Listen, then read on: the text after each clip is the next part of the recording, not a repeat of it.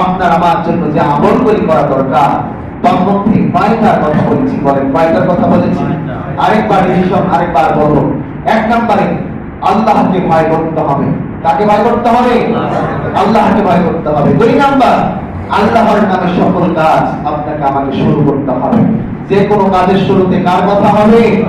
আল্লাহর কথা। তাহলে ওই কাজের মধ্যে, ওই সময়ের মধ্যে আল্লাহ পাক রব্বুল আলামিন আপনার আমার বারাকা দান করবেন, সুবহানাল্লাহ। এরপরে পাঁচ ওয়াক্ত নামাজকে টাইম অনুযায়ী আমাদেরকে আদায় করা লাগবে। যে ব্যক্তি পারবে তার জীবন আল্লাহ তাআলা বারাকা দান করবে, সুবহানাল্লাহ।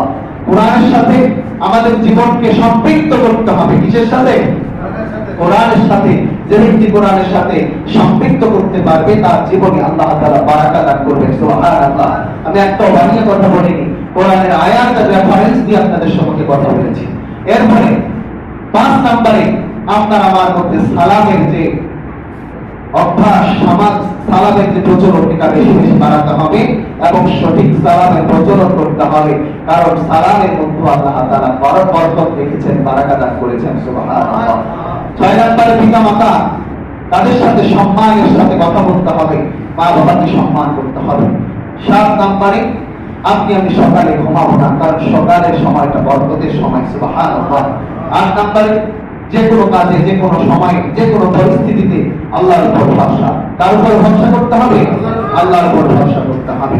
নয় নম্বরে আল্লাহ প্রিয় বান্দা হতে গেলে ইস্তেগফারে আমল করতে হবে। কিসের আমল করতে হবে?